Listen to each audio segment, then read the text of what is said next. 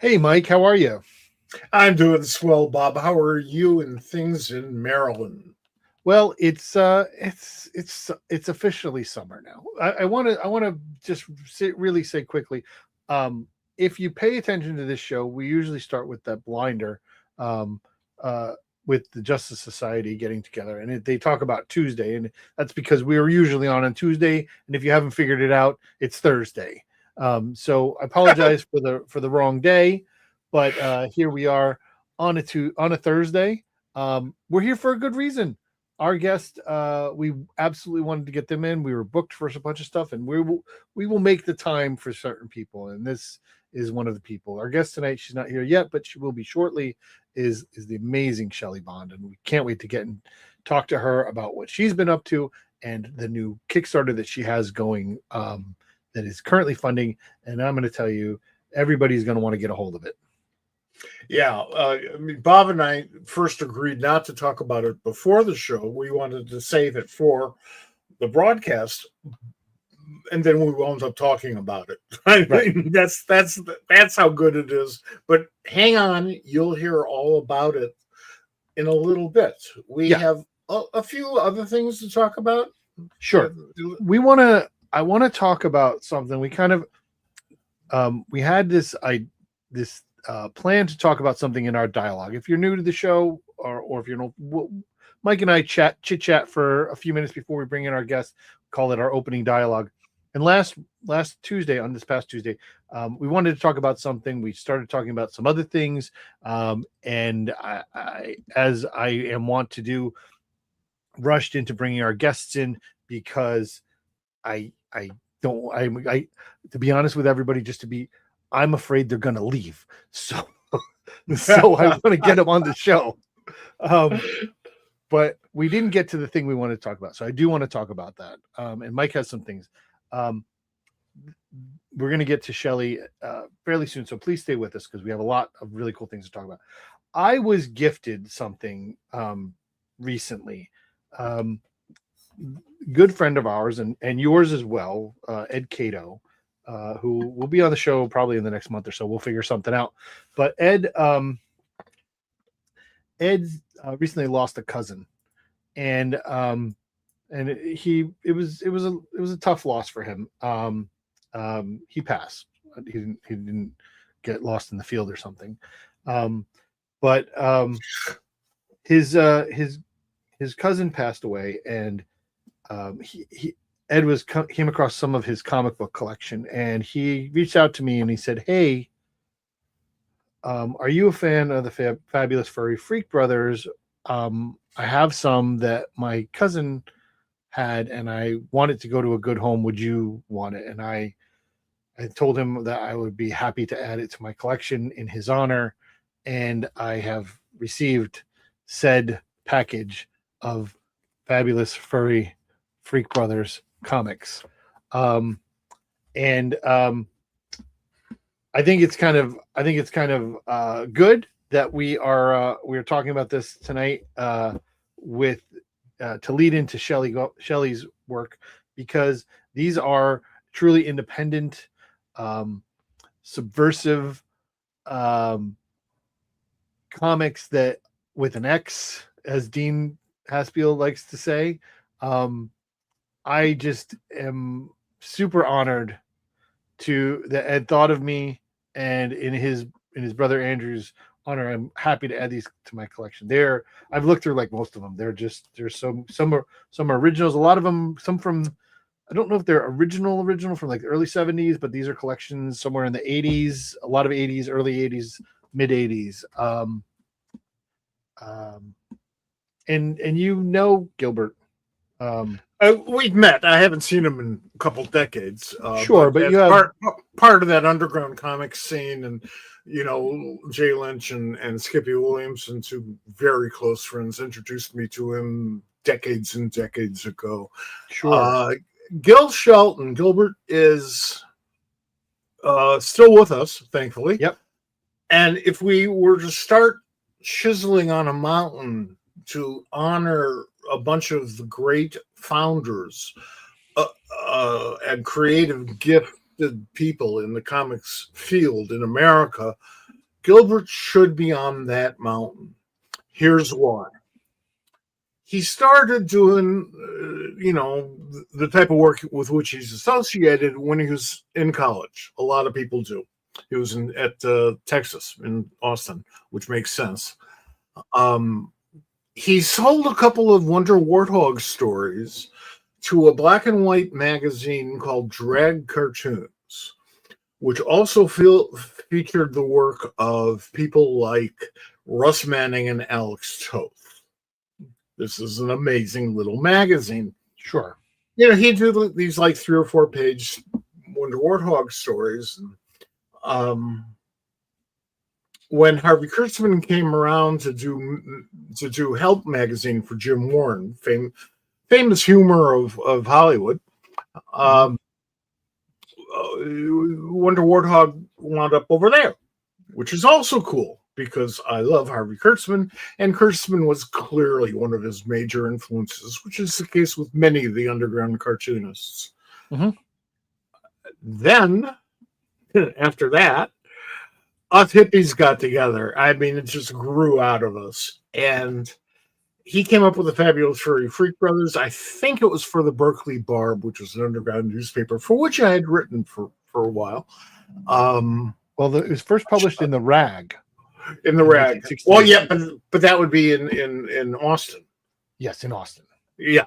I meant outside of. Oh, I'm sorry. Yeah. Out in the real world.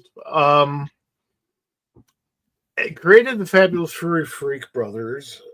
Fat Freddy's Cat was a very popular spinoff from that. Sure. I love some of these issues. Some of these issues are just collections of Fat Freddy's Cat.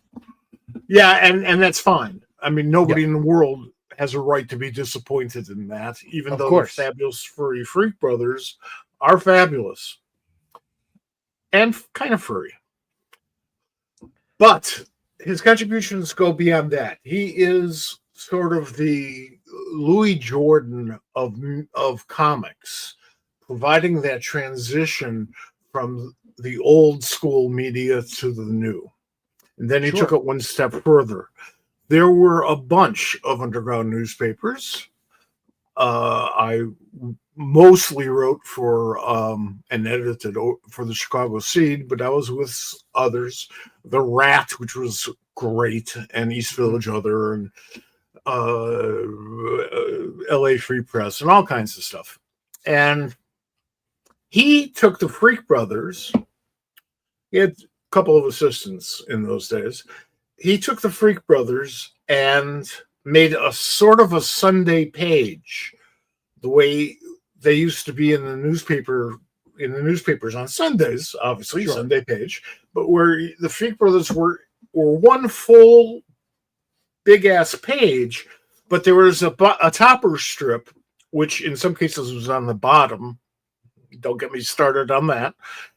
And that was where Fat Freddy's Cat found another home, if you will, and developed an even bigger following.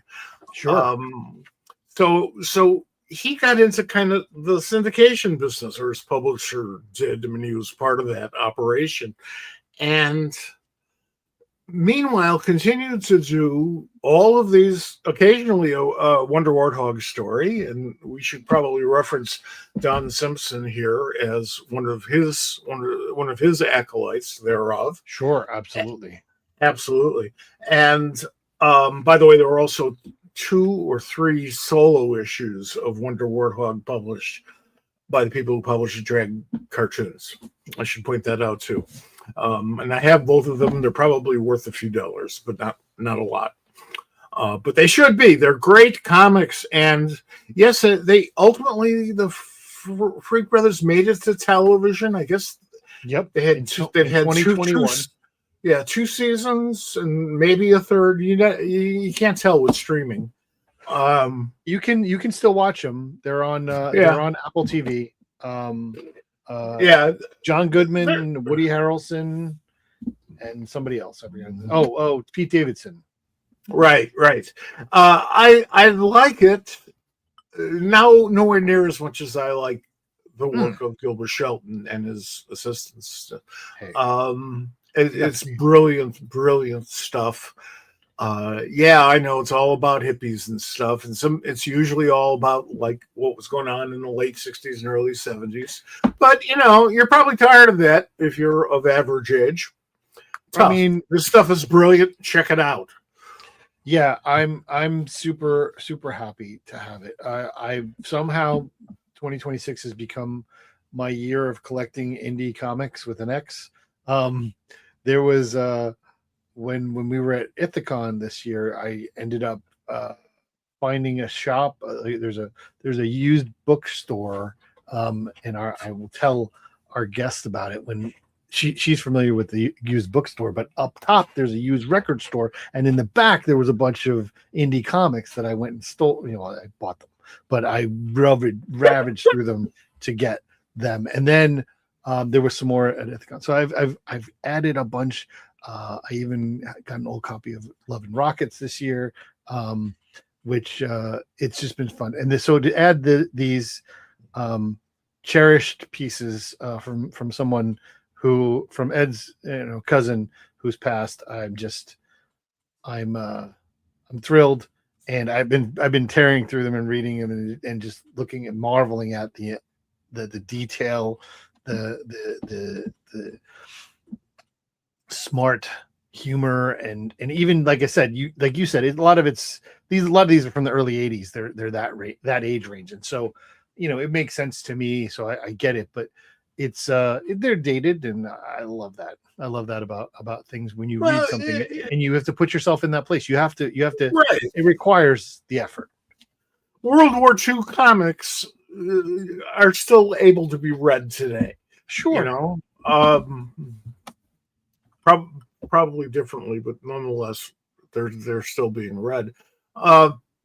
Gilbert, man, from that roughly the mid 1960s to today, that's a hell of a run.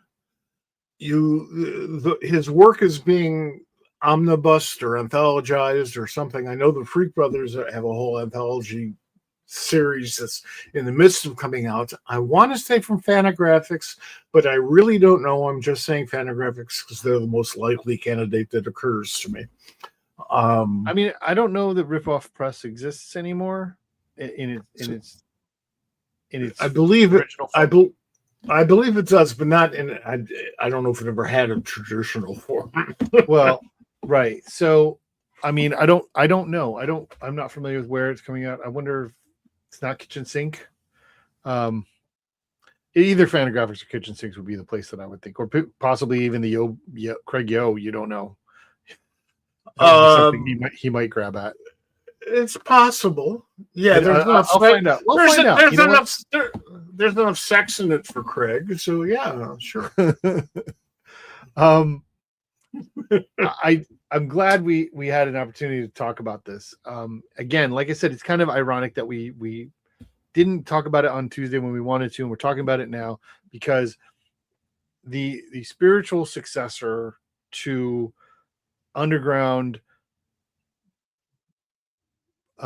Bandit Comics is going to join us in a minute, and it is and her latest piece of work is exactly in that feature. It is subversive. It is in your face. It is amazing. I can't wait to talk to her about it. Please welcome to the Pop Culture SquadCast live for I don't know which time, but she'll be back again forever and ever. She's always welcome here. Shelly Bond.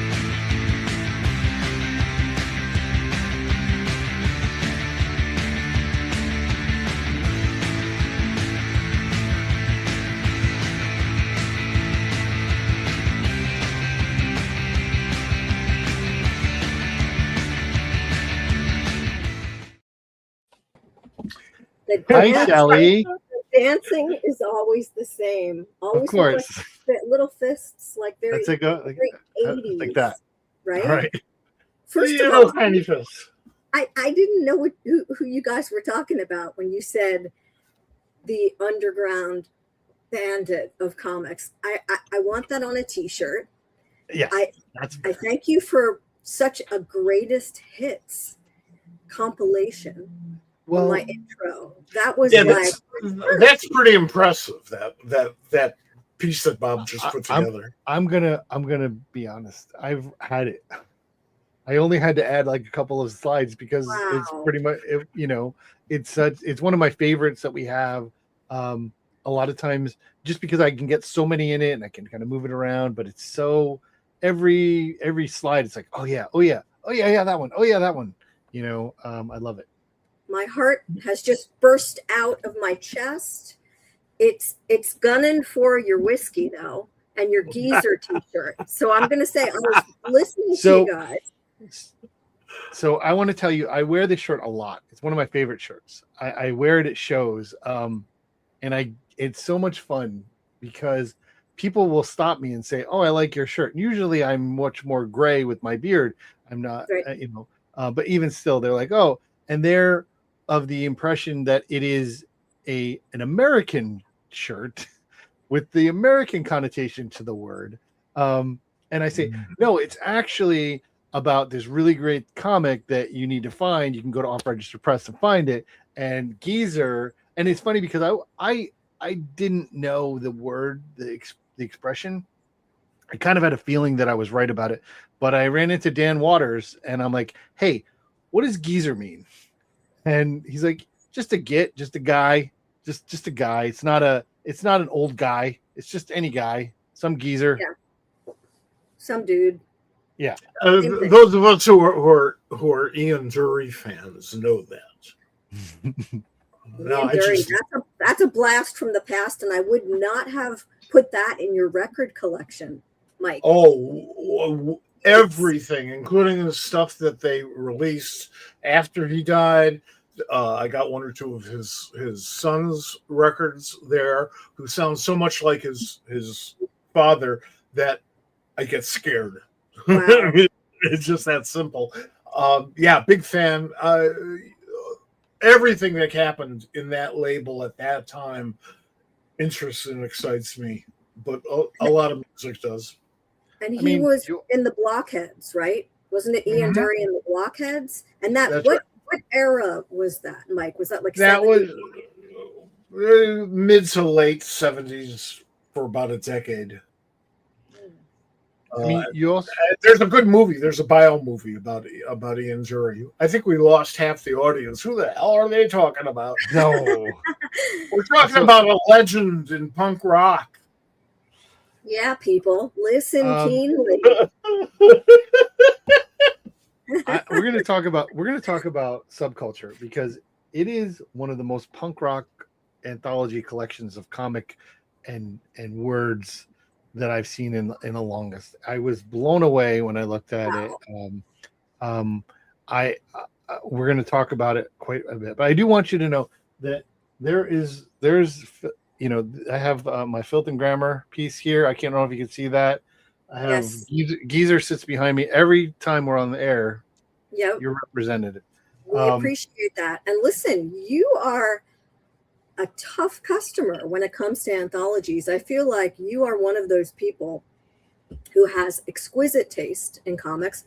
You go both sides. You do comics with an X now. You do regular comics. I feel like you are pretty open just to the art form. So when you say this is punk rock, I'm just like, wow. It is. Oh, yeah. I mean, you can tell that, I'd say with your eyes closed, but it's a very visual book. So, yeah. No, you are. I think you're at. Punk rock is an attitude. Beyond that, and you can't assign it. I mean, we're talking about something that encompasses Nick Lowe and Blondie and David Bowie and the Sex Pistols. So that's a range. and it's attitude. Your work. I'm very sensitive to the punk rock attitude. Your work is there. Oh, well, thank you. Listen, I follow the old make comics that you want to read, and especially in the 21st century, like no one's going to look after your interests better than you. So Right. I say to people all the time, if you don't put it down on the page utilizing the ultimate art form, it's going to get lost in history. So what the hell? You know, this one has been brewing inside me since 1979, and I'm delighted. And you didn't even know it. Right? And then you guys, like, to be able to scroll through it, I gave you the most active work in progress. I trust you. And I hope that you can see the rhythm and the pulse, the style and the beat. We're going to get to that. I need to take a pause here, because normally when we have somebody on and they have a Kickstarter, I'll bring them in, and before we start talking, I'll play the intro from the video, the trailer from the Kickstarter. But we just couldn't help ourselves, and so we already started talking about it. But I'm getting directed from the side part, and somebody's telling me to play the Kickstarter video. So let's do that. And see what this is all about. So. Oh, hey. So this book's SubCULTURE. Like, is it for me? It's all about the fashion, the music, the style, the scene, the crowds, the vibe, the dancing. So of course it's going to have a rhythm and a pulse, but you might be surprised at which way it's going to make you turn and flip and move forward on the page. It's got a collision of black and white, op art, color, photography, words, pictures, sights, sounds, unlike anything you've ever seen. I think that's cool. Now, we know why there was a special request. Sure. I don't know who that could have been in there. I have a sneaking suspicion it was Sherry Harrison, who was a big fan of that little character that was used in that video. That character cost me a lot of money.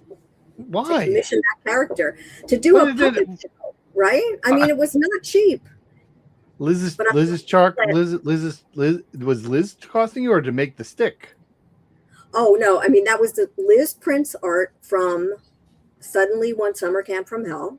Right. And Liz was fine with me using it, of course. But sure. Yeah, you know, I'm not a big fan of those videos. I know that there are statistics that say if you don't put a video on a Kickstarter, you're not as likely to fund. But I don't find it easy to talk to the camera. Sure. And only one that I did that I liked at all was the one I did for Fast Times, when it was like a Blair Witch ripoff. That was it. So I honestly didn't want to do one. And then I realized I needed to do one. So I wanted to do a puppet show. It's right. Nothing cool. It's perfect. I thought it's a great video. It's a great trailer. I think it really gives you an idea about what people are getting here. I have to give props to the person who helped me with Oliver Mertz, who. Oh, awesome. Well, I figured we were going to talk about Oliver at some point tonight. Okay. I'll save the massive amount. No, you can. We can. It's funny how Oliver goes through different phases of being in my mind frequently. Like in the past month, he's been popping up frequently. His book is getting, I think it's out for solicitation now from Oni. Yes, a Ghost Arm of Angry. I just got this Kickstarter in the mail, The Forgotten Five, that he colored. Right. I recommended him for the coloring job for that book. Good. It was wonderful. It's really good. And then he's in this book. There's a story in here that Philip Pond, fantastic, your favorite artist, drew, and I'm excited for that. Yep. But let's talk about this. I want everybody to be clear. If it is today is July something 9th. Today's the 9th, which means it's not the 23rd, which means you have time to back this Kickstarter. On July 23rd, this Kickstarter will end. What you are producing is 128-page, 8.5 by 11 hardcover collection of comic chaos. This is the case. So for people who think that we just throw stuff together and like cross our fingers and pray to the gods of fine art, it's not how it works in comics when you do it right. This is a sample of the thickness of the book. Now the yellow tipping, as it's called, and I know Mike knows what that means. The tipping is a special feature that I'm hoping we get. But I'm all about the 5th color neon. It's that yellow, that's sort of acid. And that will also be on the cover, the wraparound cover, and on the head and tail bands. And as you see, I colored it in with a marker, but it will be on the edges. And this of course is the real dummy book that shows you that, there's going to be art. It's not an invisible image, but this is the kind of book you're going to get. And I just went for hardcover. No soft cover. We should point out that the dummy book has that spiral binding, whereas your book will have a real book binding. Absolutely. How much is it going to weigh? It is going to weigh 75 pounds. Just kidding. Just kidding. I know Mike believed me for like 1/2 a millisecond. The weight of the book isn't bad, actually. And, obviously it's a pain to ship things. And I know it's expensive these days, but we did something with this campaign we really haven't done before. We have a UK warehouse. So many of our contributors and so many of our fans are based in the UK and in Europe. And so we are able to save that crew money. That's fantastic. Because you can bulk ship it there and ship it and exactly. The printer will be sending some of the print run to our friend Will Potter, who gave us his loft for 2 months in Leeds. And then the rest will come to me in LA. And I will just, have bloody hands by the time I'm finished. But when the books come in, that's all I'm doing is the fulfillment. But I'm super excited. This book I hope it deserves to be hardcover. It deserves to be upscale. It does. It does. And I want also people to know that when you're backing this project, it's almost done. Like this is not something that you're going to have to wait for, a year before the people finish making it and then they have to send it to the printer. This is just about done. There's a couple of stories still to come in, but it from what we've been able to see, thank you very much. We appreciate it. It's fantastic. You've already done a lot of the layout. I mean, all that stuff it's ready to go. We've seen almost the entire book, I think, and I have been quiet for a very long time by my standards because Bob has been enthusiasing so deeply, and it's so much fun to watch him bob up and down and be so happy and enthusiastic that all I can say is, yes, Bob's absolutely right. This is a book that you will enjoy, period. I mean, there's all other stuff that you can get out of it. That's up to you. That's up to how you're wired together. But I think the one thing that most of us have in common is that this is a very highly enjoyable book. Wow.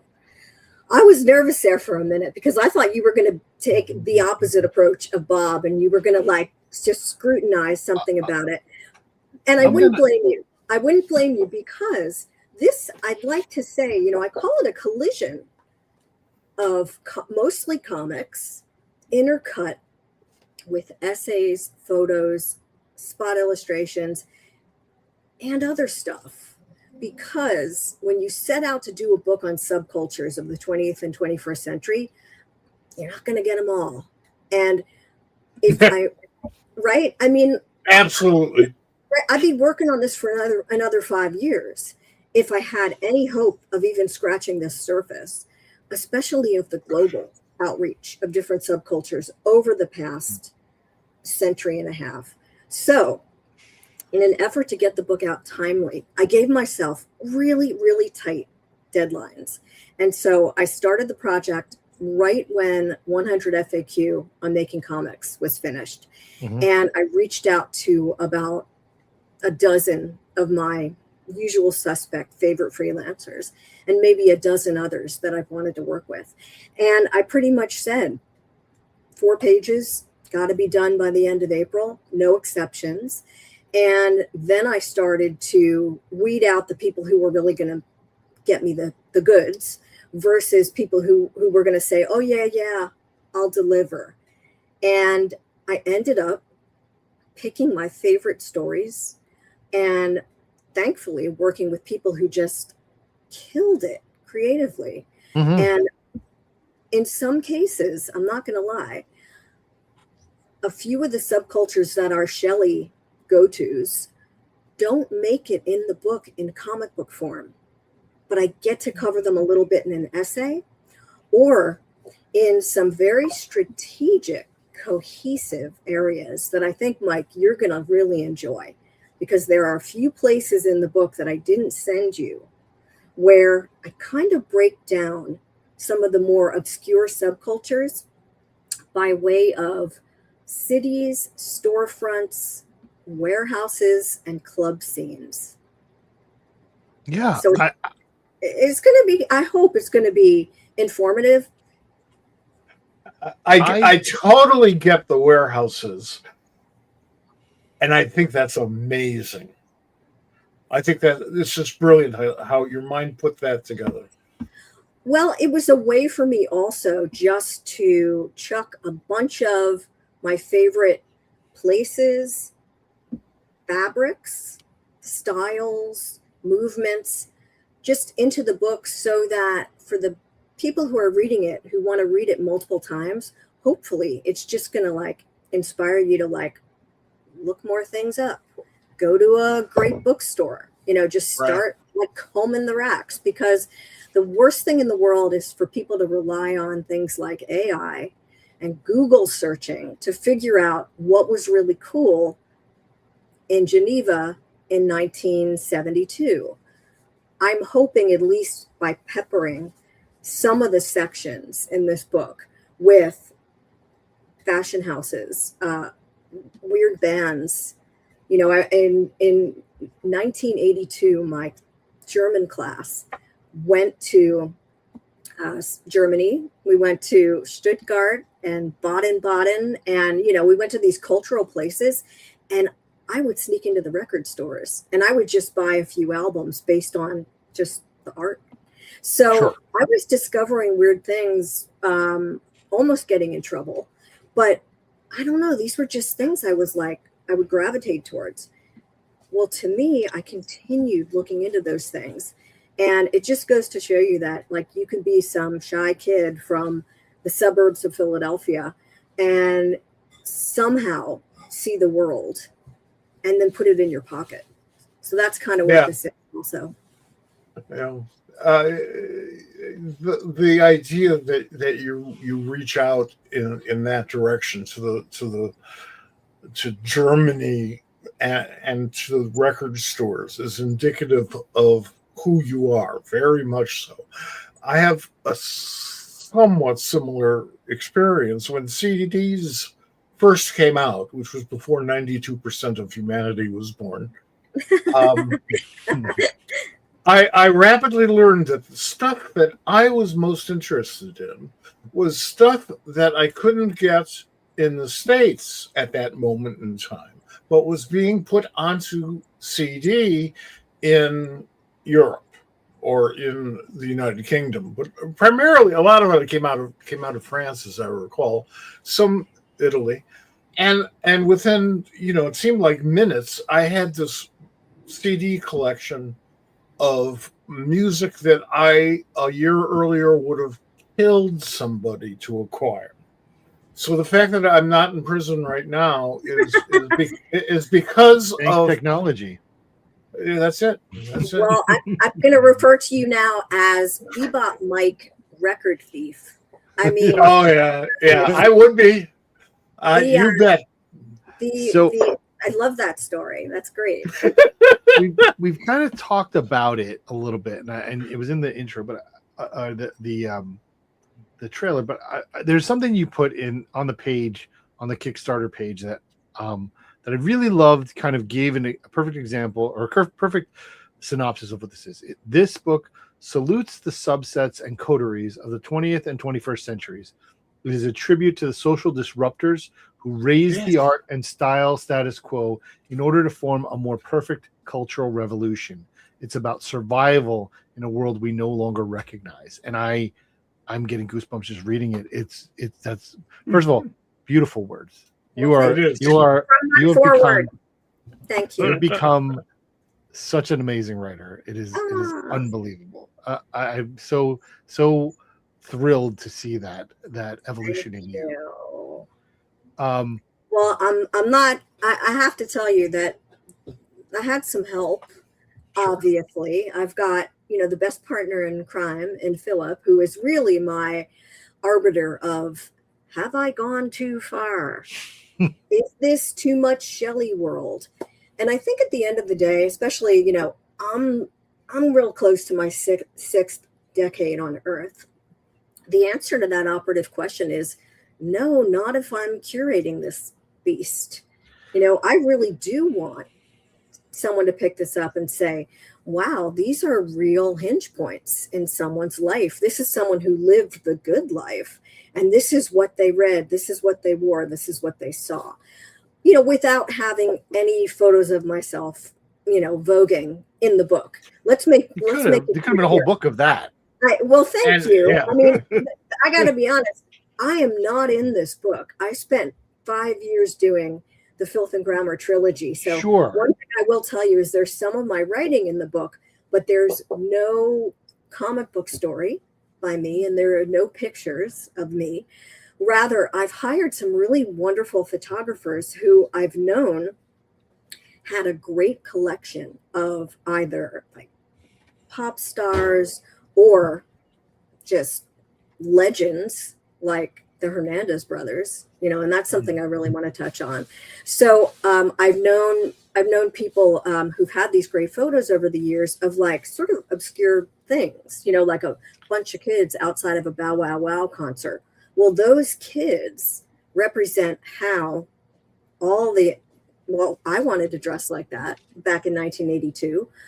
That's what kids in London were wearing to go to the shows. So the photos you're going to be seeing in this book, and again, the reason why I wanted to do it at such a large size compared to a standard comic is because we've got these black and white photos that demand a double page spread. I mean, they're just widescreen, and you are there. The opening page, which I know has the logo over it, but if you see it here in the dummy book, I mean, you are with these kids at like a Gary Newman concert. Like, it's better than the Beatles, in my opinion. It really sets the stage. I wasn't there for the Beatles. It is so much safer to say that today. Yeah. But back in the early 70s, seriously, when Imagine came out, I was having one of those moments on the air around 3-4 in the morning where you're wondering whether anybody's really listening. So I explained why I didn't like the song Imagine.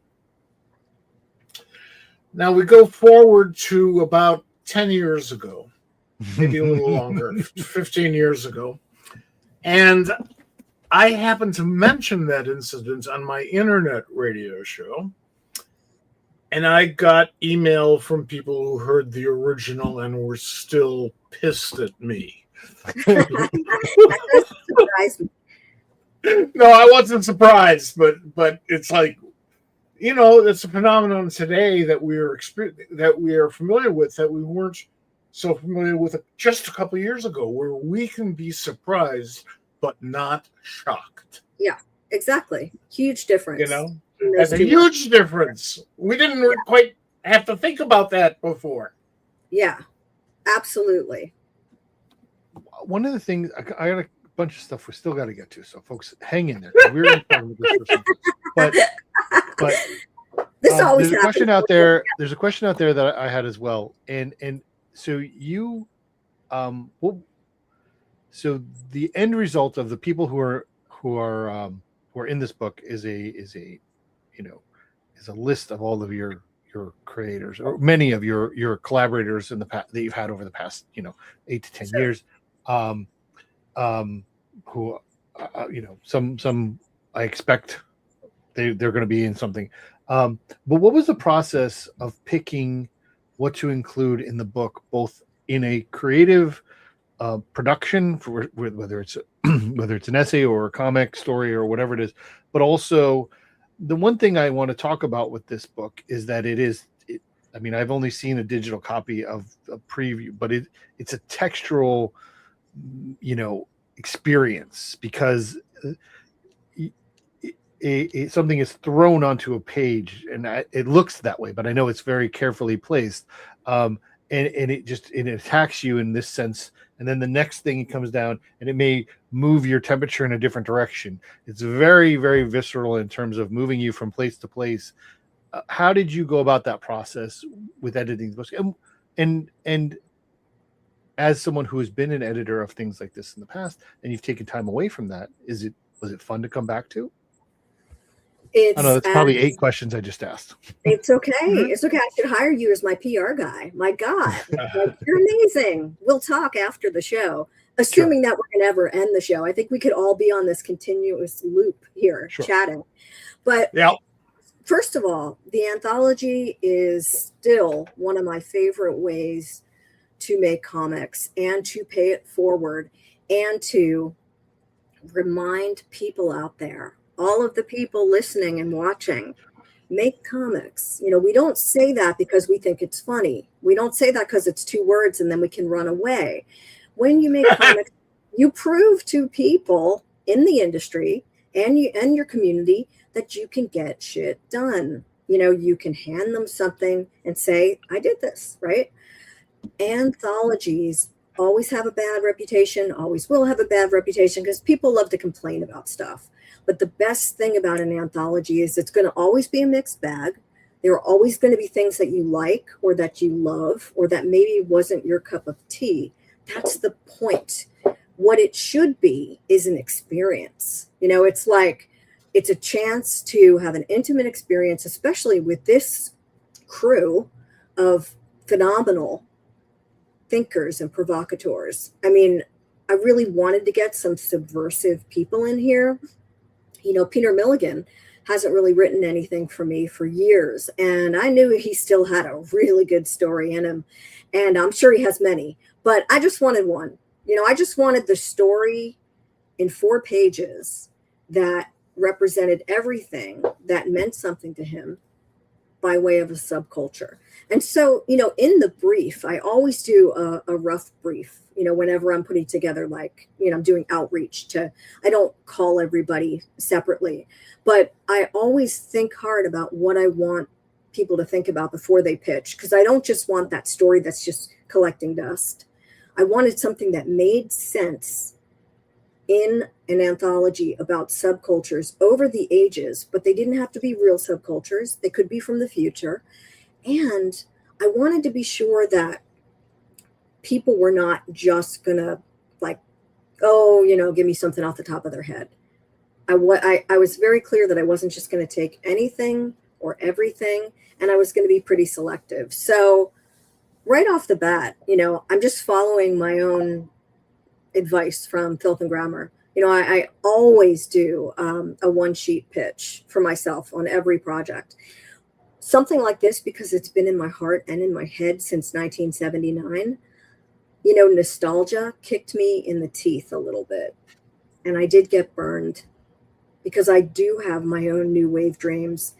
And while I might be new wave adjacent now, I think the reason that I'm sitting here with you guys and the reason I make comics like this is partly because of walking by Fiorucci's window in 1979 when I was 13 with my cool aunt and seeing the future of pop art and fashion through that glass. And that in itself made me want to create. I didn't know what, but I knew I wanted to grow up and be new wave and have white hair and listen to new wave music, or I didn't want to grow up at all. So I'm not sure I'm not even really sure if I did. You can do both. Right. Yes, you can. But the real twist here, and I know I'm not answering Bob's questions, but the twist here is that in going backwards and forwards through history, I have to salute the Hernandez brothers, because without Love and Rockets, I wouldn't be here. Sure. So many of us wouldn't be here. The moment that I discovered that book, that comic, I realized that comics, and no offense, because I know you guys love superhero comics, I realized that comics could be punk rock cool, and I wanted in. And I was just hoping that my editing skills from college on video and film and audio would translate, and then some. And so I just crossed my fingers and I jumped in the deep end. But without Mario, Jaime, and Gilbert Hernandez, I don't know what I'd be doing. So the Hernandez Brothers Revolution is a subculture in this book, like it or not. And I think you're going to love it. But let us note that you're a troublemaker. And anybody who wants to acknowledge evolution in our culture, which means evolution in our society, is therefore a troublemaker. Yes. And I think it is our sacred creed, and we must obey it because it's inside us. We were born with it. We didn't buy it. You know, exactly. One of the reasons why Bob and I keep on giving so much exposure to anthology projects is, well, there's two reasons. The first is because we love anthologies. The second is we're trying to do everything we can in our limited way to promote the anthology format. If the superhero comic, and I enjoy superhero comics, I'm sort of getting to that point that the Who sang about in my generation.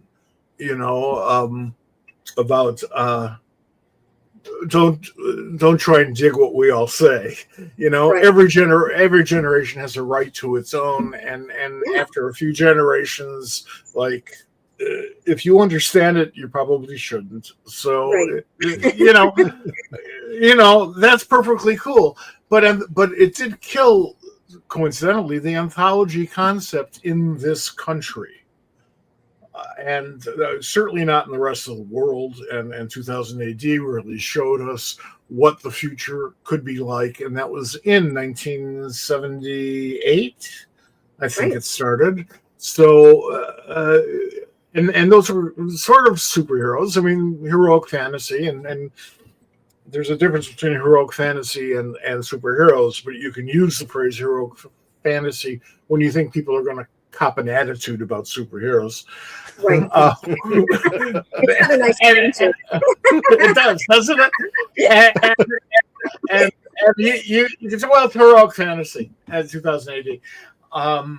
But there are plenty and plenty and plenty of these types of books. You can also get a 4-pager out of somebody that perhaps there's no way in the world you're going to get a 20-page story or anything longer. And also, it gives you a chance to give some folks some exposure who you believe deserve it, and they would love to have it. And if people hate it, it's not going to really screw up the book. It's only a few pages. Exactly. And that counts as people that are right out of art school who deserve a break because they're good. You know, they might not have a shot at getting in an anthology for a major or middling company, but if I notice the work and I see something in it, of course I want to showcase their work. And also, when I was talking about photographers, the 3 key photographers in this book are names you might recognize, but you might not know them for their photographs. So we have Carol Kovanec Hernandez, who is Gilbert Hernandez's wife, who is an actress and a photographer, and just an all-around wonderful human. And her contributions to this are phenomenal.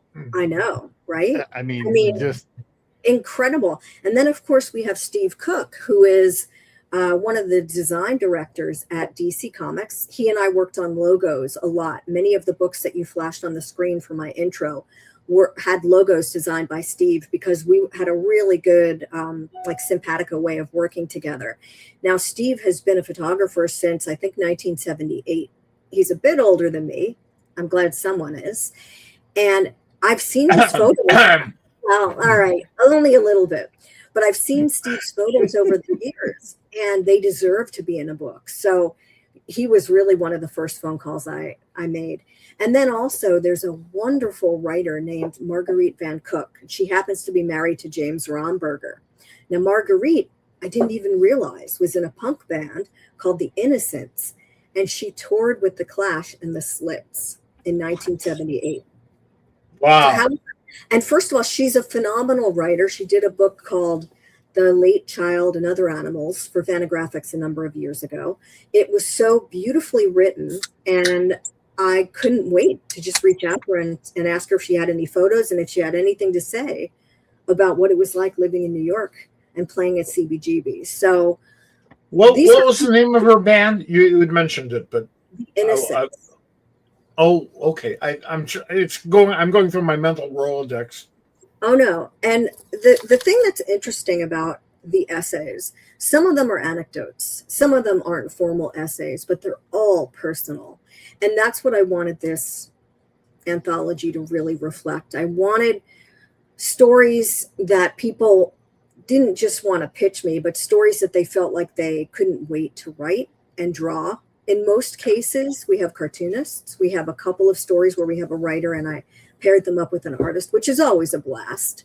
I want to talk about that. Yes. So Will Potter and Anna Reedman. Yes. Interesting, right? I broke up the band. Where'd you find Anna Reedman? Because I love Anna Reedman. Well, listen, first of all, I broke up the band for just a short while. So Philip and Will, as you know, are the Geezer team. So Philip, as of next week, is officially back on Geezer. So alert the media. But what I wanted to do, Will is such a great, just all around great writer, that I wanted him to pitch me something that wasn't within the Britpop era. Mm-hmm. And so he pitched me 3 different stories. They were all really great. One was on disco. One was, I think, something contemporary to today's times. And one was the industrial one. And I just love the industrial one because he has such a great sense of humor. And I think that really comes through. Anna Reedman was one of the Broken Frontier 6 to watch, I believe, a few years ago. And she used to work at OK Comics in Leeds. And that's one of my favorite comic book stores. Oh, really? So she used to work there. And I think she put out something called Peach Fuzz. So when I was in England, I was seeing her work. And I thought she was very good. And I kind of just wanted to work with her on something. What was crazy to me was when her roughs came in, I saw like early 90s Vertigo Duncan Fegredo in her work. Yeah, okay. Sure. I saw the frenetic pace. I saw the really confident but fluid line. And I saw texture upon texture upon texture. And I just couldn't believe my eyes. And she did a great job. So, Mike, I don't know if you remember, but you know her she did Macabre Valley with Zach. Mm-hmm. Mm-hmm. Yep. Yeah. Shelly said something that I want to underline and expand upon slightly. I hope it was something good. We'll decide. We'll do a phone in. Enthusiasm is the greatest mark you can see in a creator, no matter what it is, what they're creating. Right. If they're enthusiastic about it, pay attention. They could possibly be full of shit, but let me tell you something. if they're not enthusiastic about what they're pitching to you, it ain't going to be any good. They have to be involved in that. And I learned that particular tactic not after 8-9 years of editing, which is how long I'd been doing it at that point, but from Jeanette Kahn becoming the publisher at DC, because she picked up projects in part based upon the creator's enthusiasm and did not want to lose a creator's enthusiasm by doing like a mini series and then a regular series or something along those lines. And I thought, wow, that just made the greatest sense in the world to me. It shouldn't be exclusionary because there's all types of people out there. But if somebody's really enthusiastic about what they're doing and you don't immediately blow them off by going like, wow, that's creepy and you're sick and you should be seeing your shrink, not talking to an editor, then pay attention. Agreed.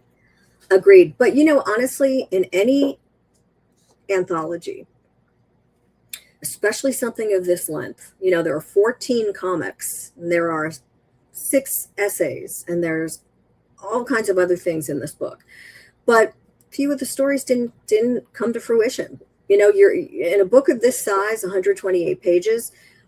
If 2 things don't make it into the book, that's not a bad ratio, because at the end of the day, you don't want to have regrets. And I still believe in my first instincts about things.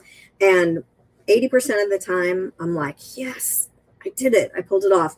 But for the times that don't work, that's okay, because that happens. Sometimes things just don't gel the way that you think that they will, or the way that they start to. Maybe somebody's roughs look good, but then when it comes to inking, it just falls apart, and you just can't make it work. And there's too much of a tug of war.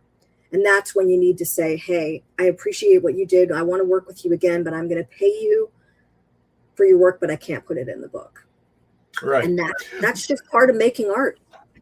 I think everybody is likely to be familiar with the feeling that we get sometimes in a movie or in a television series where it starts off great and you just love the beginning, and then it just doesn't get its act together or keep its act together.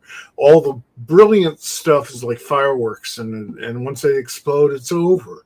That happens. That happens to the most experienced people. It happens to newcomers. It's just part of the creative process. And is this the second time this week that I have to talk about Kill Your Darlings? Sometimes you have to do that. Absolutely. And also, I gave you guys a work in progress, and I label it WIP because it ain't over yet. No. I am in the throes of flowing it. And I've already moved the Peter Milligan and James Romberger story again. This is the 4th time I've moved it.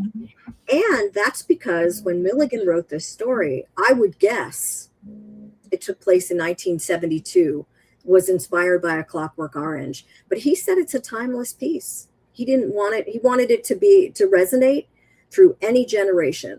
So when he told me that, I thought, well, I might be able to end the book with it because it's that good. However, when you go through the book and you have to go backwards and forwards, you have to look at it many times. You have to really turn the page. Again, that's why I was holding these up. The dummy book with the plastic spiral bound, which is not in the final, and then the real case. You have to turn the page, or you're not doing the book justice, and that means your readers are going to be disappointed. So I go through it many times before I lock it in. Right. I mean, I've gone through it many times and it's not even done yet. So I want people who are tuning in now or checking this out later. We're talking about SubCULTURE, which is on Kickstarter right now, which you should be backing. If you haven't backed yet, go there. If you're watching this or listening to this in the show notes, you will see a link to the Kickstarter. Go click on that link, get there, go back this book, because it is well worth it. The entry point to this is absolutely fair and probably better than that. There's something I wanted to say, so there, as we said, there is all these different stories, and plastered on these pages, and they attack you left and right. But then there are interspersed with these essays, and I haven't read them all. I couldn't. It's like this. It's like a little piece of fruit that I'm going to go back to later and just enjoy it on its own. Like, it feels like that's how I want to consume this. I did read Cecil's piece though, and it's beautiful, and it's exactly what I expected. Like, I couldn't not read hers. Oh, I'm so glad. I'm so glad you feel that way. Did you recognize the art that actually sits next to Cecil's piece? No, it was I did. It did bother me. Like, it seemed familiar. It was also, I do want to appreciate the shout out to Cud that's in this book that I did notice. Always the Cud band forever. Yeah. Will eventually see this, and then he'll appreciate it. Well, yes, yeah, I did notice that piece. Tell me about it. Can we share that image? I would love for you to share it. First of all, it's by a wonderful Canadian artist named Jen Woodall, who is a Riso technician expert. So that piece, which if you scroll up a little bit, give me 1 second. Give me 1 second to grab that. Yeah, it's an homage to a movie poster for Susan Seidelman's first film called Smithereens, and that was a movie that I saw in 1982 thanks to Night Flight, which, thank God for cable television, I was able to watch it. I was 16. Did your parents know you were watching that? Oh, they knew. You know, they weren't worried about it. They were out at parties. We just come home and watch TV all the time. But it made me want to just get the hell out of Dodge and live in a big city and be new wave.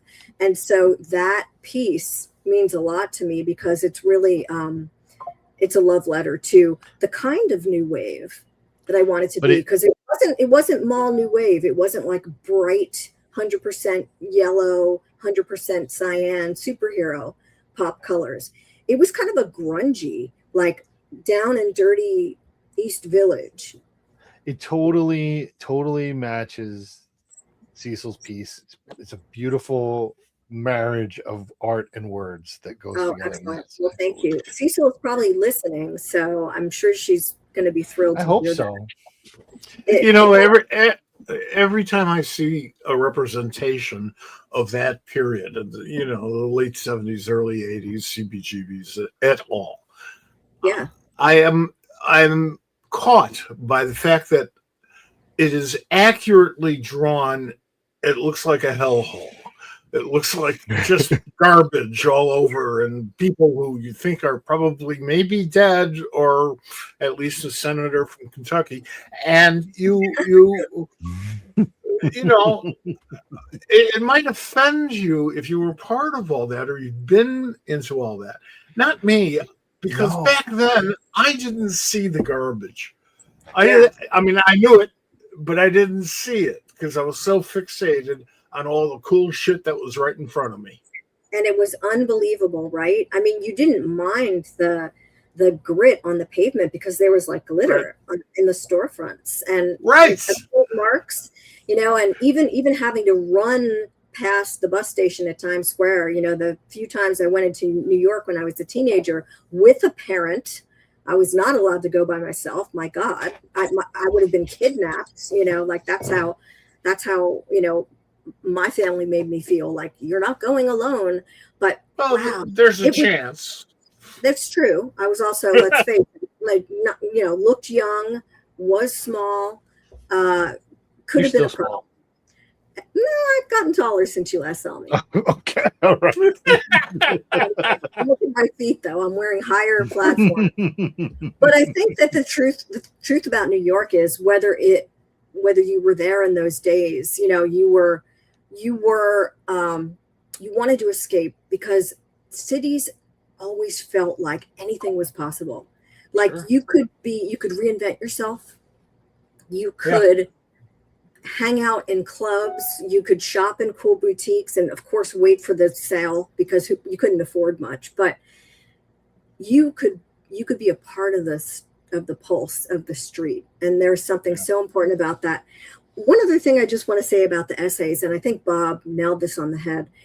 The reason why the essays are so important to me is because one of the books that inspired all of my work of the past 6 years is the Beastie Boys book. And I wasn't a huge Beastie Boys music fan, liked them, thought they were fine, saw them open for Madonna back in the day. But when I read that book, it was the Lucy Sante essay about St. Mark's Place that blew my tiny mind. And that essay about what it was like to walk on St. Mark's between 1981 and 1983 just meant everything to me, because that's what I was dreaming about when I was watching Smithereens and Liquid Sky and Urga Music War and the decline of Western civilization and MTV. You know, any band documentary, anything that came out in that period. You know, I was absolutely miserable in my high school years, just bored out of my mind. No one was like me in my hometown. Everybody here, everybody knows, you know, everyone has that feeling. Every misfit and weirdo has felt that. But that great escape, it can be when you get out of your hometown, or it could be when you open up this book. That's what I wanted to create. You can hide in plain sight. Yes. You could have your culture, who you are, your identity, out there in front of 8 million people in that naked city, and you've got clothes on. You know, if you want to take them off, that's up to you. I had this experience. I may have mentioned this before. I had this experience on St. Mark's at the early part of the period you're talking about, where I was standing in front of a store. It was like a fashion thing. And I was leaning against a railing for some odd reason. And these true, genuine, heartfelt punks with the dyed hair and the head frizzed up and the you know, the piercings and all that. And they thought they'd shake this old man up. This old man was like 30. But I get it, you know, because what I told them, I didn't bat an eye. I said, hey, look, 10 years ago, at this very spot, people had that same reaction to me. Yeah. You know, so, you know, I respect them. I like something fierce. But again, it's because of Pete Townsend. Right. Don't, you know, don't try to dig what we all say. No, but I can appreciate it, and I can honor your ability to do so. And you know, I think that's just really the heart and soul of this type of book. You know, obviously, I'm way up there, you know, in the decades, and I feel lucky that I was able to experience, and I was sometimes stumbled onto things, whether it was things in New York or in London. And I just really want anyone that picks up this book just to find themselves going back as often as possible. You know, just like I've done with the Beastie Boys book. You know, I love reading that essay over and over again just to feel what, you know, I wish I felt back in the 80s when I was too young to be there. But man, I felt it through Lucy's words. And I really do hope that by having some of the subcultures of the 21st century, I hope people will start to get an idea of what younger creators and younger social disruptors are all about now. Because some of the stories at the end, one of them is by Imogen Mangle, and one of them is by Cleo Isadora. They aren't really what you would expect. You know, one of them is an emo story, which, you know, it's not about My Chemical Romance. It's not about Gerard. It's more about that MySpace generation, because that was a subculture. And Liz Prince, who we know and love from so many projects she's done with us over the years. I always think of Liz as my contemporary, but Liz is 20 years my junior, and she was a big part of, she loved that whole message board scene. So I didn't want them to dig into necessarily all the music. I wanted them to write about the subcultures that really mattered to them during their coming of age. So I hope that people will see that shift, because a lot of the stories you'll be able to tell there might be more than one story about rave culture. One might be in a neon club, one might be at a festival, but you could guess the age of the writer based on those stories. Yeah. I do want you to have a nice mix of words, pictures, sound, and vision. And there are some times where I did challenge a younger creator. In the case of Beck Kubrick, who, again, phenomenal British talent, unbelievable, mid-20s, maybe late 20s, somewhere in there, incredible cartoonist. And they pitched me an emo story, and I already had one. I didn't want one. And I said, please go back to the well and write me something that's from a completely different time period.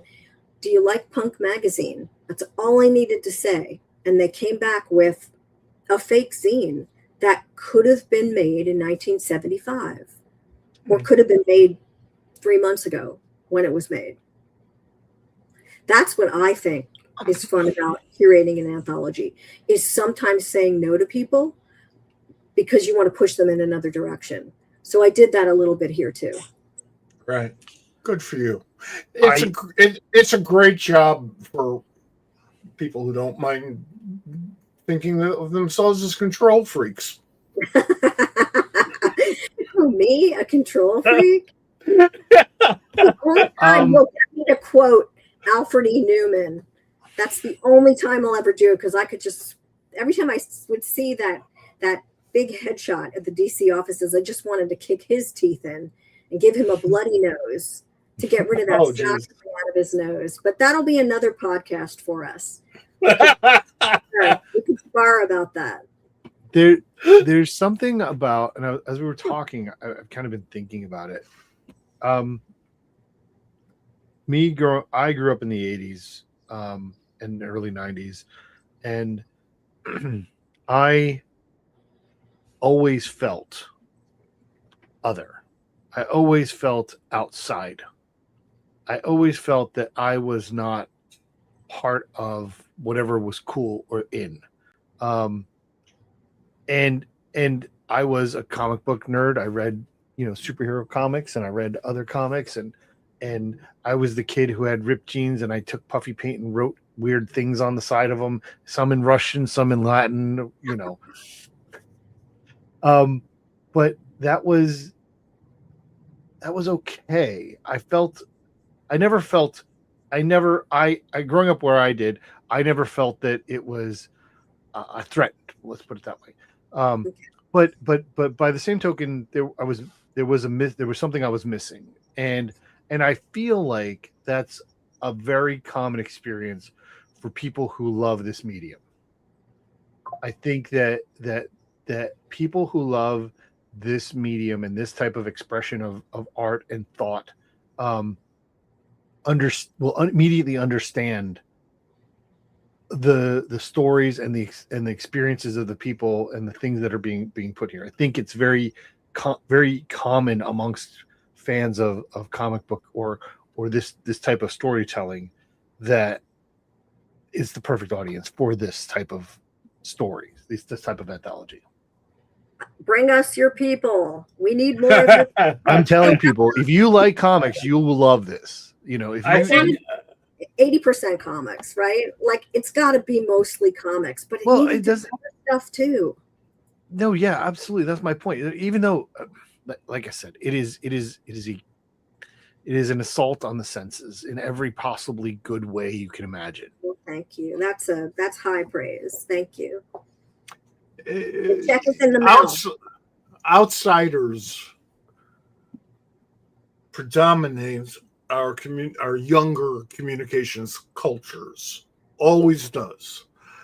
And that feeling of being an outsider comes from the fact that you have all of these ideas and observations and points of view that other people don't talk about. Well, kids don't talk about it because they got their own list of stuff.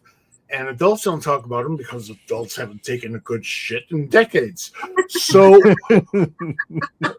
of course, we're outsiders.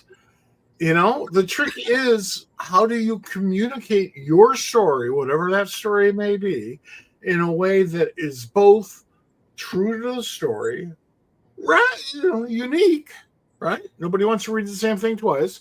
Unique, right. And probably passionate. Now, there's a lot of different ways of being passionate. You can express a point of view about people or about politics or about railroads or whatever you like. Rock and roll is an expression. A lot like comics, fits into the same energy. Our sources of energy are very much the same. I'd mentioned Louis Jordan before.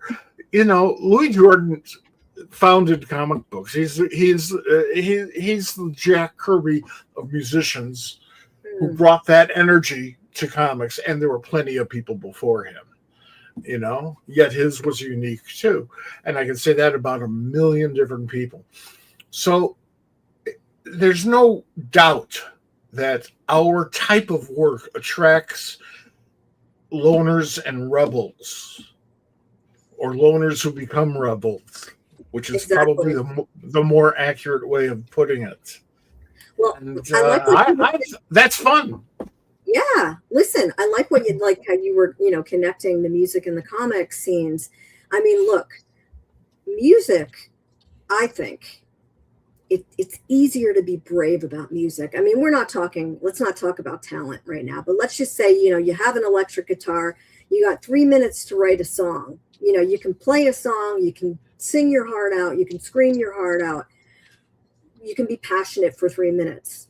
When you do it in comics, it could last 3 days. You could go back and read that comic 100 times and maybe extrapolate something different every time, because comics still, to me, is the ultimate art form, because in your head, you're going to have a soundtrack as well, but you've got the spaces in between. The intimacy of a comic still it gives me goosebumps when I think about it, when I talk about it, when I make one. It's a participatory experience. And so with SubCULTURE, I'm hoping that the people that are backing it or thinking about backing it, they realize it's something I want people to have and pass on to the next generation in their family. I want this to be the thing that maybe washes up at sea and somebody finds in a treasure chest, and maybe it's beaten up, and maybe people draw mustaches over, some of the photos, like a great mustache like Bob's. But I want people to hang on to it and then pay it forward and pass it on to someone who will deserve it. That's the other thing. I really don't take offense when people don't back my projects. Sometimes people say I'm self-indulgent or that I'm a niche editor. You call it what you like. I make no excuses. I make the kind of books and things that I want to see in the world. And then once I leave, I hope they live on and represent me well, because I feel like I've had a pretty good time here on planet Earth. And influence and or inspire others. I'm not speaking on your behalf on that one. I'm speaking on the behalf of everybody on the planet. We've got to keep on pushing forward without taking our eyes off the past. Right. It's so true. Everything comes from somewhere. It does. And that's why I think it's important to know, the difference between a pastiche and a satire and paying homage to something or someone. I feel like we're constantly seeing all these retcons, and we're constantly having retro fashion. There's really nothing wrong with it, because ultimately, you're on Earth for a very short amount of time. Be you, wear things the way you want to wear them. Just don't harm anyone. Don't steal my record collection, Mike. I mean, I like that you're all. But now I'm going to have my record collection now under lock and key, knowing this about you. He's not going to get that far west. Don't worry about it. It's. I'm a little worried. We all have the internet, the best tool ever created for thievery. It's true. Isn't that what David said? Pretty much Bowie said exactly that. Oh, that's a good point. Yeah. Wow. Yeah. Oh, Well, I like how you brought up Bowie because you probably read my opening line in the foreword. I do love your opening line because it's 100% correct. The opening line in the forward, and I'm going to share it with people because I'm going to Go give ahead. spoilers. The opening line in the forward, first of all, the forward is titled, "It begins and ends with Bowie, doesn't everything." And the book so may or may not end with the Bowie essay, but I do not write it. But it is beautifully written. Listen, I think that's fair. I think everything begins and ends with Bowie. You know, there's this period of time, this has absolutely nothing to do with anything, where when I couldn't get in the car and drive out west from Connecticut, where I live, to Chicago, where I grew up and hang out with friends and still have some business to do here and there.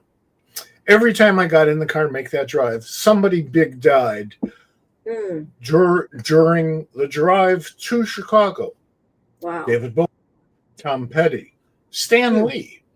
Wow. And the last of that group was my partner, Rick Obadiah, and I was driving to Chicago to have dinner with him that night. That's really so nice. Yeah, I know and I'm saying this only because Bob and I are talking about driving to Chicago. And I don't know. We got to be careful with that. Yeah, we got to be careful. I got to be fair. Wow. Yeah. For people who don't know you, I want to give you a second. You mentioned earlier the Love and Rockets. Without Love and Rockets, there wouldn't be a Shelly Bond as we know her today. But it's been 40 years since that happened. And why are you still here? Why are you in comics? Why is it comics that has been the engine that moves you through your life? You better take notes, Bob. Whoa. You know, I feel like it's a hard question to answer or to sum up because I feel like I say the same things all the time. You know, I was really lucky to be raised by people who were just so awesome. You know, I had parents who, of course, I was the baby. They're going to be a little protective, but they never stopped me from doing what I wanted to do. And I think I've always wanted to do something in the arts, but I also, like Mike was saying, you know, I was definitely an outsider. Like you said, Bob, I was a weirdo. I didn't dress like everyone else. And I even remember when I had terrible experiences at summer camp, my dad would be like, "You look like those girls. What's going on here? Why don't you want to do those things?" And I'd be like, "I'm not like those people." So I don't know. I think in comics, because it's still a small tribe, I think that you really can see that people that are serious and fearless, all they need is for someone to tap them on the shoulder and say, "Hey, I can do it. You can do it too." And I guess that's why I'm still in comics, because regardless of where I land next year, you know, when I'm done self-publishing some stuff, if I do other things, I feel like, you know, it's a DIY culture and no one is stopping you. And now more than ever, all you need is a piece of paper and a writing implement or a knife in your own blood, not someone else's. Not someone else's. Still need a paper or maybe a rock. You need a rock. All you need are things in here, and you just need to put them on page and just get over yourself. Stop doubting yourself and just finish something.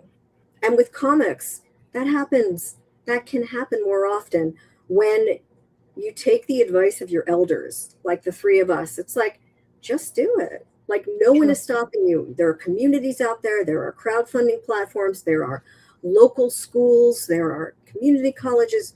You name it. Go to conventions. Talk to people. When you talk to them, be kind, support their work. Whenever I crowdfund, people will always hit me up and say, hey, I like your campaign. Will you give my campaign a boost? Whatever. I do that if I like the material. Sure. I do that if people support me.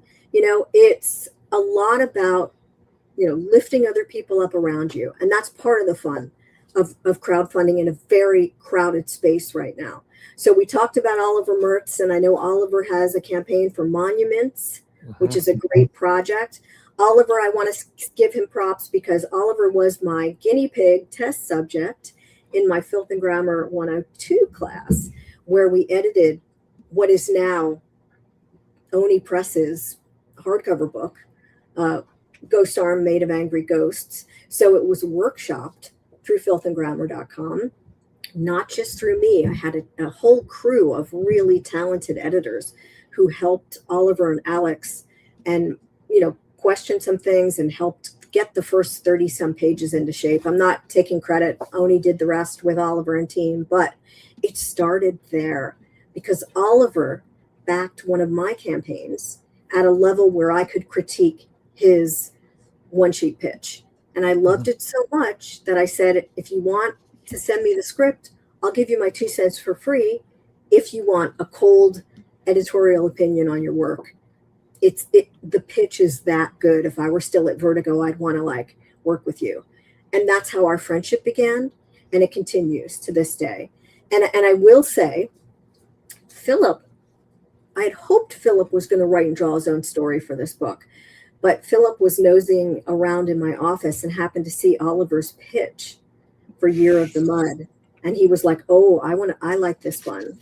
And he's a fan of Oliver's writing as well. He's like, oh, no, this is for me. And I'm like, all right, if it means you're going to draw something in the book, let's do it. So there you go. Beautiful. Thank you. Yeah. He's doing great. It's going to be colored, too. It's being colored by Oliver. Yes, I figured that. There's a couple of panels on the page, but the work in progress is still black and white that we have. Yeah. But yes. He's one of the best thinkers in the industry, in my humble opinion. Shelly, I don't mean to change the subject so abruptly, but you are wearing what appears to be a pin that has transfixed me. It's a yellow thing with a star, but because of what is that? Is it possible? There you go. Thank you. All right. This is my Lucky Clash pin. So it's a pin that I got when I bought myself the Clash paper boombox set on my birthday many years ago. I think it might have been the year that I walked the plank at DC Comics. I treated myself to something ridiculous, but it was the best purchase I ever made. And it's my Lucky Clash pin. Whenever I do a podcast, I get all tongue-tied. And that's it.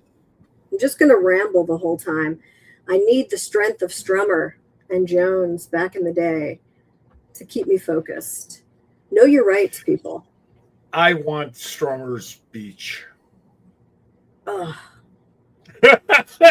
Now, if you folks out there in the ether don't know what I'm talking about or what Shelly responded to, check it out. The Clash and the Ramones, 2 groups I did not mention when I mentioned a bunch of punk groups, saved rock and roll. They did. Period. And it was a little hard not to name drop Strummer in this book. Yeah. But I kind of feel like I've given Strummer his props in all of my other books. And I thought, this one is for Bowie. This one is really about David Bowie because I was 8 years old when those chords from Rebel Rebel. So it's got to be Bowie. But yeah, Strummer, Thump Thump, gone too soon. Yeah.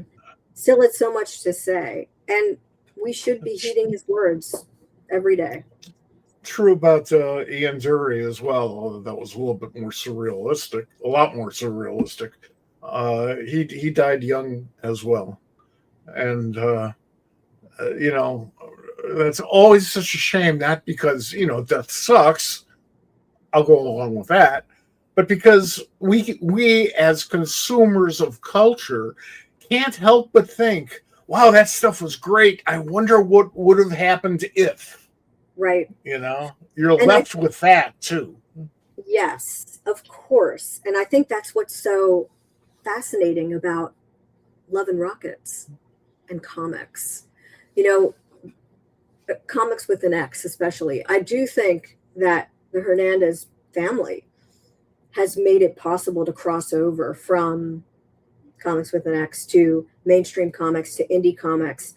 I mean, they're the pinnacle to me. They're the apex. There's something in their catalog for everyone. Yeah. There's hilarious 100%. stuff. There's serious stuff. I still weep when I pull out certain issues to reread. The Love Bunglers, for instance, just I'm a puddle. There's so much to be learned from their storytelling, and especially the Palomar stories, Poison River. So anyone who is not familiar with Love and Rockets catalog, pick any issue in their 50 years of making comics, more, I think. At this I stage. think it's got to be a lot. They're not that old. No, I think it's 50. I think 81. Yeah, All we're right. close. We're getting close. 45. anything before COVID is really Is old. 50 to years me. ago. That's true. Yeah, That's how I true, feel. right? If it was before COVID, I can't tell. It's all over. But I really, really appreciate that you guys have always support my books, give me time to just chat about them. And really, I'm blown away by your response to it. I really haven't shown it to too many people, and I trust you guys, which is why you got the whole thing. I've sent excerpts here and there to people, but I wanted you to experience it from cover to cover. And speaking of the cover, I thank you for that. I'm gonna spill a show secret here that so since we're late in the show and people are just only they fell asleep already. So here's the thing. A lot of times we get stuff ahead of time, and people in my email, my invitation is, hey, if you have something you want us to talk about, let us know. Give us a copy or whatever. Mike doesn't read it before the show. He reads it after. But during the show. It works. It works. If you watch the show, it works really well with Mike and I doing that. But we talked about this before the show, before we started, before we got on air. I'm like, did you read Shelly's thing? And he's like, I did, because that's what made it so. We're gonna talk about. He's like, we got to talk about this. It's not a common experience that he will be as full of information about the thing that we're having while we're having that conversation with the creator, and that's a tribute to you, but also how amazing this book is, and people are going to love it. I'm flattered. I really, really appreciate it so much. I like reacting to something. I like the reaction that I get on the SquadCast when I see something for the first time and I think it's really great. And luckily, I haven't had the opposite experience. It's like, and then run away. That's good. But I think it makes for better broadcasting. Well, the authenticity, even if you're a great actor, there's nothing like that, the thrill of that moment. That's right. That's absolutely right. It's the discovery, and that's what comics do best too. And also, exactly, we can control the pace, so we can open up and read 2 stories. There's going to be a ribbon in this one, of course. Nice. So there's a ribbon. You can go backwards and forwards. You can read it upside down if you want. A mellow yellow ribbon. The ribbon is not acid yellow. They didn't have a color that matched, but it's a shade of pink that's very much a tribute to the Clash. Okay, all right, so that works. That's great. It's inspired by the import version of Nevermind the Bollocks. Here's the Sex Pistols. Yeah, because for some reason I might have stolen it, but I have a copy of an import, that I picked up, I don't know when, from somewhere. And it wasn't the typical US version, which was the neon green and the neon orange. So That's a tribute. Let me just say one thing about the cover. And the cover, you probably know by now that I'm crazy about Lyd Tom. Lyd has done so much of my work over the past few years. Well, Lyd had the biggest challenge of all, which is no challenge for her, by the way. We have a wraparound cover and then some. And by a wraparound cover and then some, I mean it's one scene of storefronts that stretches not only from front to back, but inside the book. And we are making a poster of it. So at that culture vulture level, $75, I know it's a lot of money, but you are getting such works of art in addition to the book, which I hope is an art book to anyone who has eyeballs. And Lindsay just did an incredible job. It is black, white, and acid yellow, 5th color neon. And it pretty much, she takes a character from every story inside the book, including her own characters, and represents them on somewhere on this wraparound cover and then some. So you really, it's a continuous loop from when you open up the book, page through the book, and then close the book. You will not be able to stop going back. And that was strategic on our part. And while we were talking, she finished up the final images on the inside back cover. Awesome. So just know that those storefronts have meaning, and all the people that you see in her inimitable style will represent a character in each of the stories within the book. I want to also point out that the price point that you have here is great. I think that, people who back Kickstarters, there's this tendency that things kind of either it is worth this. The $35 is the pledge price to get the hardcover. That's perfect. I hope so. We do our best. One of the reasons we could make it that price point is because we print in China, and they do magnificent work, but they need 12 weeks. So we've promised this book by November, and it, barring any pirate ships, barring any paper shortage, barring any drama at the Port of Los Angeles, which could happen, people will have their books on time because the book is about 12 hours from being finished. Listen, Christmas presents. Yes, Christmas presents. Oh, yeah, you're right. It's July. Oh, jeez. Yeah. Wow. I mean, that's the only reason we could make it almost affordable. The target goal is 20,000 because we paid all the artists for their work when they finished their work. And that's important. That's super important. And it's something that I wanted to talk about too. And I know you do that. And it's the most important thing. Like with Kickstarters, just because somebody's trying to make it on their own doesn't mean there's work here. You can see the art. It's almost done. People have been paid, and because you are an ethical person and a professional editor, people get paid for their work. They don't just do it and hope somebody later. They get paid fairly for their work. And in a book of this magnitude, that's a lot of money. And I'm not ashamed to say I sold a painting so that I would have cash on hand. I was given a beautiful painting by James Jean for my son's birth. And I didn't want to part with it, but I needed to have some money in my hands to pay the artists and writers for their work. And I wrote to James about it. And to me, there's nothing more poetic than telling an artist what it meant to you, that they gave you a piece of their art, but that I want to make more art and give other people the opportunity to be in a comic book. Some people in this comic are being published for the first time in an art book. And I know that James understood that. And I'm honest to a fault. I couldn't help myself, but I didn't have that kind of money sitting around because I don't have a day job.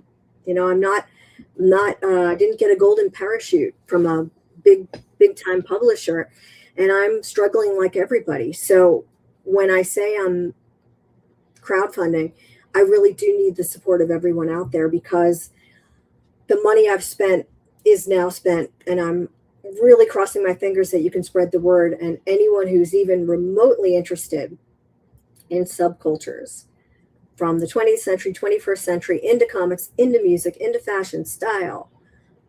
This is for you or for your friends and family. Help us make it real. Well, we have until July 23rd, and you will hear from me, whoever you are out the air, until then, about how this book needs to be in your hands. Or your friends, maybe you know somebody else. I do want to make this comment. Go ahead. Regarding what Shelly just said. There's a huge difference in the type of role that Shelly does and that I have done and that many other people have done who have been liberated by themselves or by circumstance or both from the corporate thumbprint, from the bureaucracy. You take certain things far more seriously because you're out from under that bureaucracy. You can make the world work the way you think it should and the way you think is fair. And if people don't like that, fine. Some people won't. Let them not work with you. That's okay. It's our mutual loss, but it's better. We're better off. It is a passion that you can get from relationships when you're working for corporate comics, but you get with yourself when you're working for yourself. Exactly. Listen, you have to deliver on your promise. You have to be accountable. Your name is in the book and on the book. Yeah. And for better or for worse. And I just hope that by now people have come to expect artful books that are beautifully designed and put together and packaged from Off Register Press. Because obviously, Philip and I do this 24/7. We are still building our business. We've technically been an LLC since 2021, and it's a tough life. We do other things to make sure our mortgage gets paid, but it is it's tough, but we wouldn't want to be doing anything else. And really, this is also a good chance for me to thank not only you guys for just always supporting us, but also for people that are listening and people that back our books. We do all the fulfillment. We sign all the books. We make sure we're getting the best deals on things so that your costs are as low as possible so you can enjoy our comics that mean the world to us. So massive thanks to all of you out there who have been supporting us or who might just be discovering us now. We're the real deal. There's no bullshit. This is what we do. We eat comics. We make comics for a living, and all we want to do is help inspire the next generation. And hopefully this book will inspire you to read more comics or make your own. Absolutely. We are all here to prime the pump. And those of us who've been here for a little while, the obligation's even greater. Exactly. As for what Bob said, though, about the value of the book, the $35 price tag and all that, I'm still pissed about 12 cents. Somebody has to be. And if it's you, I think that's fair enough. I think that's fair enough. I thought it was a misprint. Right? Crazy. All right. We have gone past our normal time as how shocking.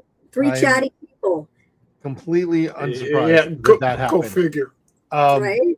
We're gonna keep you in as we let go. We're gonna be here Tuesday. If you're looking at what our current advertisements are, that's changed. We had a cancellation. Benson Sisters won't be here. We're going to reschedule them, but Philip Sevi is going to be here talking about his new Kickstarter on Tuesday. So if it's Tuesday, we'll be here doing comics, talking about comics and pop culture and all kinds of stuff. This week is going to be Philip Sevi. The week after that, we're going to have Elliot Rahal on. The week after that, we are booked through the next 3 weeks after that. We're going to be here Tuesday nights, 8 o'clock. YouTube, Facebook, wherever you want to watch us, we're going to be here. Mike, you have something to say? Well, I was just thinking if we're going to be here on Tuesday, then on Wednesday, we're probably going to be out raising bail. Probably. That's how it goes.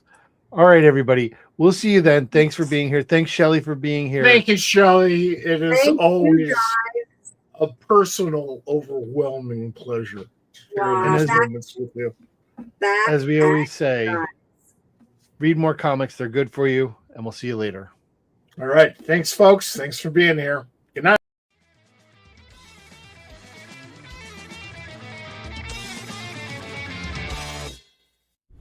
This has been a production of the Pop Culture Squad Network. PopCultureSquad.com. How do you nerd?